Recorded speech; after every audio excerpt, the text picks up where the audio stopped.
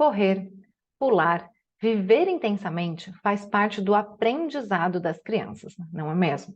Mas para algumas crianças, isso não é só uma fase. Por isso, venho aqui em mais um vídeo do canal falar sobre o TDAH, transtorno do déficit de atenção com hiperatividade. O TDAH, ele é bem comum na infância e traz aí como características falta de atenção, foco e uma impulsividade gigantesca para realizar as atividades do dia a dia. Pois é, o TDAH ele é conhecido como um transtorno do neurodesenvolvimento.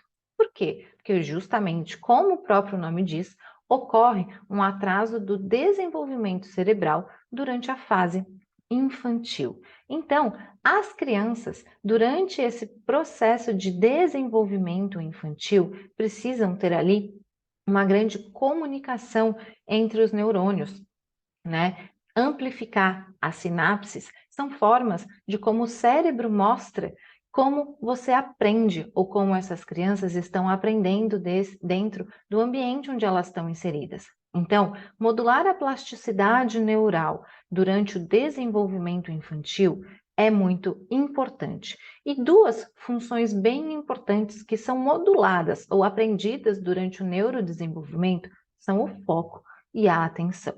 E a parte do cérebro responsável por modular essas duas funções é o córtex pré-frontal.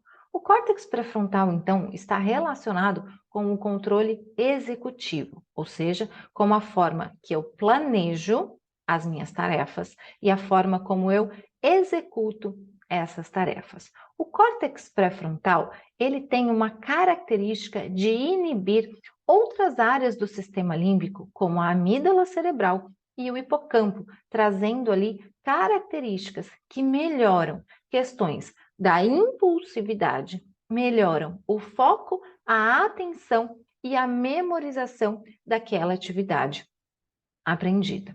Sabe qual é o grande X da questão aqui? Que o córtex pré-frontal em crianças com TDAH tem um hipofuncionamento. Então, ele tem uma dificuldade de modular essas outras regiões do sistema límbico, além da amígdala, do hipocampo e também da área pré-motora, gerando características aí muito vistas em crianças com TDAH e que começam a ser mais identificadas durante a fase de alfabetização, que são o excesso de falta de atenção, a hiperatividade constante dentro de sala de aula, a criança não consegue ficar sentada, não consegue realizar as atividades propostas, ela fala demais e interrompe não só a professora, como também os colegas durante a realização das tarefas. Características essas, então, que são vistas com frequência em crianças com TDAH. O TDAH, ele também pode ser dividido em três subtipos principais. O TDAH do tipo hiperativo, o TDAH do tipo desatento e o TDAH do tipo misto, que tem características tanto de desatenção como de hiperatividade.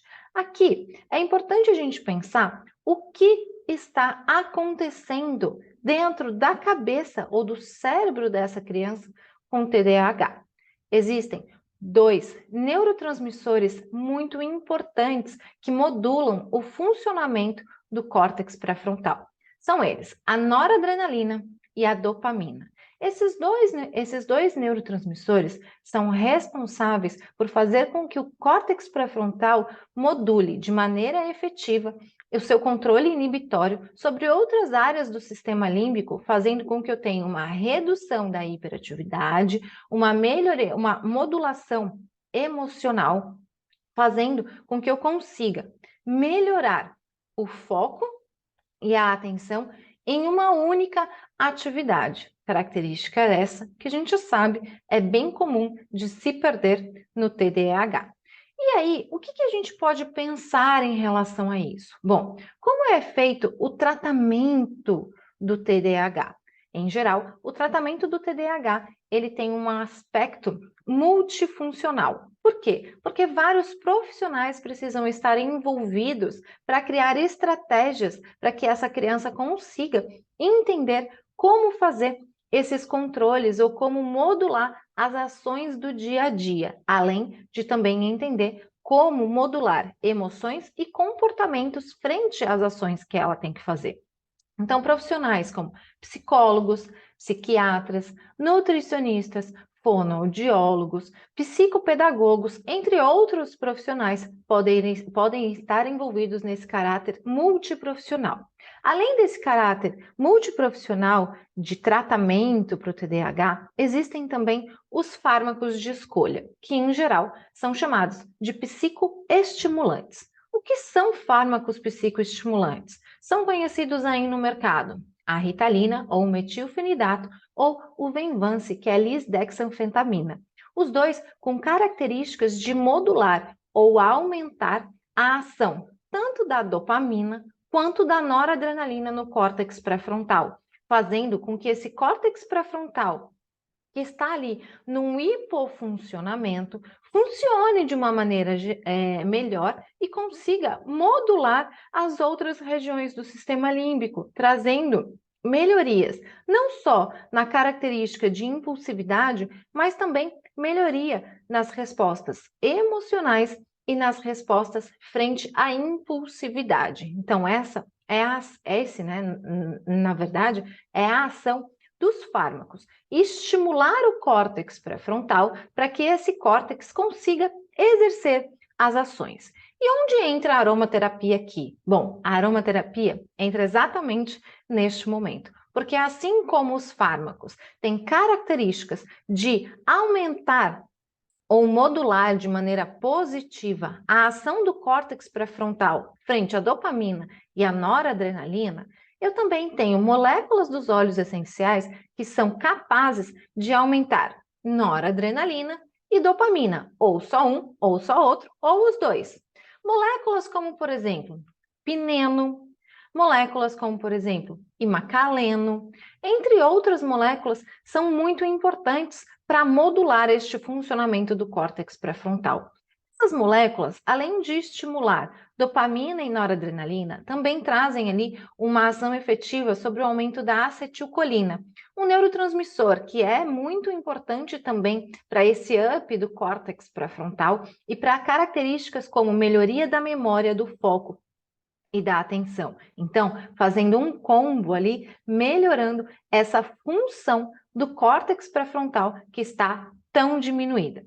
Outros óleos essenciais, como o óleo essencial, por exemplo, de patchouli e de baunilha, também podem trazer uma ação bastante efetiva sobre a modulação positiva desse córtex pré-frontal. Então, a gente pode utilizar a aromaterapia de forma associada com os fármacos para trazer ainda mais benefícios, tanto para crianças como para adolescentes e adultos que precisam modular este córtex pré-frontal, trazendo melhorias dos sinais e sintomas do TDAH. Se você quer saber mais sobre isso, que moléculas usar, como usar, quanto tempo usar, como você pensar em fazer um planejamento terapêutico para alguém utilizar essas moléculas dos óleos essenciais, eu te convido a se inscrever na mentoria ATP, Aromaterapia aplicada aos transtornos psiquiátricos. Se você quer saber mais sobre essa mentoria, onde a gente vai mergulhar no mundo da neurociência e aprender a aliar conhecimentos da neurociência à aromaterapia para tratar os mais diversos transtornos psiquiátricos, eu vou deixar aqui o link do formulário de aplicação para a mentoria na descrição do vídeo. E claro, se você quiser conhecer mais sobre esse mundo, corre lá no meu Instagram, vou deixar aqui também, e conheça, claro, outros vídeos aqui do canal. Então, se você gostou desse vídeo, não esquece de curtir, de compartilhar e, claro, deixar um recadinho aqui para mim se você tiver qualquer dúvida. Eu vou ficar muito feliz